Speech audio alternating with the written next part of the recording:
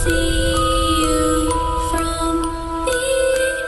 Guys, welcome back to our new vlog. Ajay Bhavna vlog में आपका स्वागत है। मैं आपका अपना होस्ट अजय। अभी जिस चीज की हमें तलाश थी, जो चीज की हम वेट कर रहे थे, तो वो घड़ी आ गई है। आज मैं आपको बताऊंगा इंद्रपुरी दिल्ली कैंट न्यू दिल्ली की एक रियल हॉरर स्टोरी जो अंकल के साथ इंसिडेंट हुए हैं। सो अगर आपको वीडियो देखनी है तो वीडियो में सब बने रहें।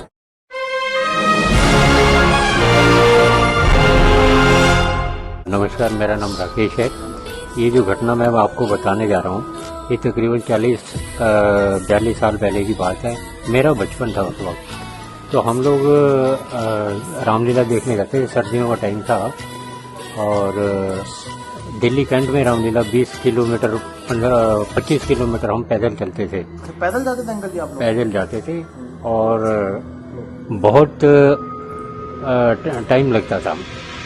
तो पैदल जाते हुए उस दिन हम बड़े मज़े से रामलीला देखने जा रहे थे। हम लोग 25 बंदे थे तकरीबन, और 2-3 लेडीज थी। उसमें मेरी माताजी भी थी और मेरे भाई बहन, मामा चाचा के लड़के थे, वो भी थे। तो अंकल आपकी एज क्या होगी उस टाइम पे? मेरी एज उस वक्त 12-13 साल की थी। अच्छा, 12-13 साल के थे? 12-13 साल की। तो उस वक्त क्या हुआ कि काफ़ी टाइम लग गया हमें रामलीला देखते हुए। 12:30-1 बजे का टाइम हो गया था। तो हम लोगों ने फिर कहा कि अब ज़्यादा देर इंतज़ार नहीं करनी, क्योंकि रामलीला शायद 1-1:30 बजे ख़त्म होगी। 1-1:30 बजे रात को? 1-1:30 बजे, हाँ। तो हमें चलना चाहिए। तो हम लोग सारे इकट्ठे होकर चलने लगे। वहाँ से जाते हुए कुछ रास्ता तो कच्चा था और कुछ रास्ता था पक्का। अब जो पक्का रास्ता था उसमें तो लाइटिंग थी, खंभे वगैरह लगे हुए थे, लाइट तो थी। जो कच्चा रास्ता था उसमें कोई लाइटिंग नहीं थी। अच्छा, उस टाइम पे कोई स्ट्रीट लाइट नहीं थी? कोई स्ट्रीट लाइट नहीं थी। स्ट्रीट लाइट थी लेकिन बहुत ही कम थी। अंकल वैसे भी 40-42 साल पुरानी बात है, तो स्ट्रीट लाइट उस टाइम पे कहाँ मिली? हाँ जी, हाँ जी, उस टाइम स्ट्रीट लाइट नहीं थी। तो हम लोग जा रहे थे उस जगह पर। हम जब आगे गए तो आगे एक गोरा कब्रिस्तान था, जिसको गोरा कब्रिस्तान जो अंग्रेजों का कब्रिस्तान था, और जो अंग्रेज लोग शहीद हुए थे, मर गए थे, उनका कब्रिस्तान था वो। तो हम नॉर्मली जा रहे थे हम लोग घूमते हुए। तो हमने क्या देखा अचानक कि जब गोरा कब्रिस्तान के हम पास में पहुंचे तो वहां पर एक आकृति दिखाई दी, सफेद, बिल्कुल सफेद रंग की। बिल्कुल सफेद रंग की। रात के कितने बजे थे उस टाइम? रात के तकरीबन 1 बज गया होगा। 1 बज गया होगा। तो वो जब हमने आकृति देखी तो थोड़ा जब देखी, हमें ऐसे दिखा कि एक घोड़ा है, घोड़े के ऊपर एक सवार बैठा हुआ है, सफेद रंग का। और उसको देख के हम बड़े तो सारे डर गए। हम लोग बच्चे थे, हमें पता नहीं था कि क्या चीज़ है, तो हमें कोई ऐसा खास डर नहीं लगा। लेकिन वो जब आकृति बिल्कुल हमारे पास में से ऐसे हवा की तरह निकली ना, तो हम लोग भी डर गए। और निकलने के बाद दूसरी साइड में उसके हमारे रास्ते के ऊपर पहाड़ियाँ थी। पहाड़ी के ऊपर एकदम से चढ़ गई वो, एकदम से पहाड़ी के ऊपर चढ़ गई, और वहाँ भी वो तो हमें दिखती रही। उसके बाद अचानक वो हंसने लगी। वो जो चीज़ थी हमें देखकर हंसने लगी, और बस उसके बाद वो एकदम से गायब हो गई।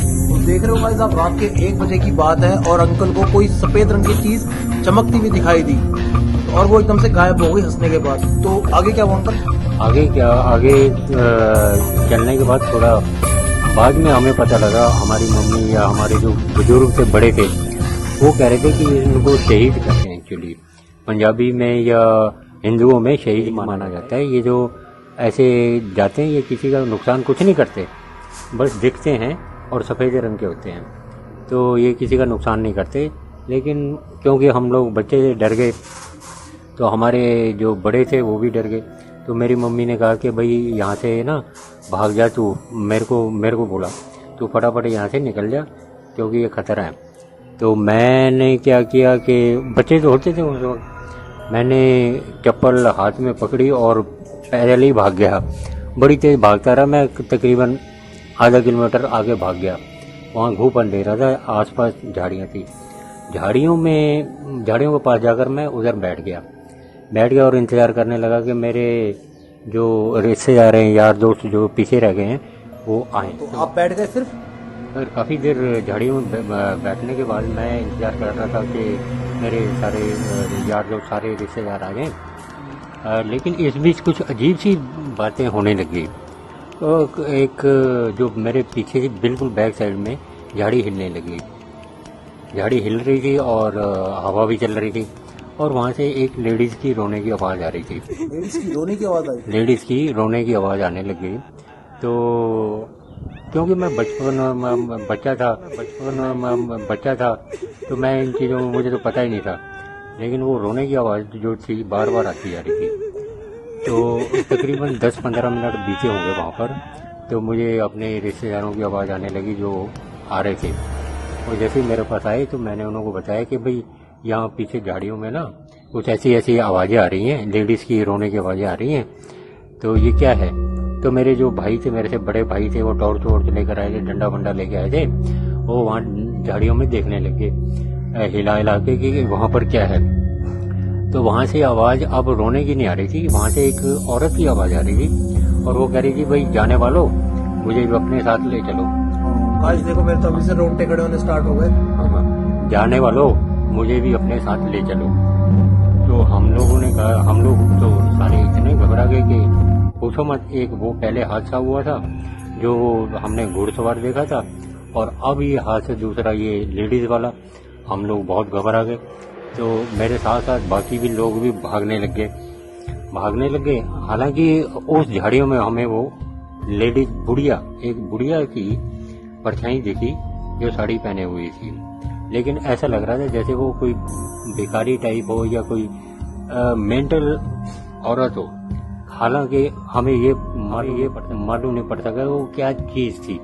तो हम लोग सभी भागने लगे, और मैं भी तकरीबन वैसे ही चप्पल हाथ में लेकर और तेज़ी से भागा, और इतनी तेज़ भागा कि फिर आधा किलोमीटर तक भागता रहा, और आगे जाकर अंधेरे में भागता रहा। आसपास झाड़ियाँ थी और पहाड़ियाँ थी। स्ट्रीट लाइट नहीं थी? स्ट्रीट लाइट नहीं थी, बिल्कुल स्ट्रीट लाइट नहीं थी।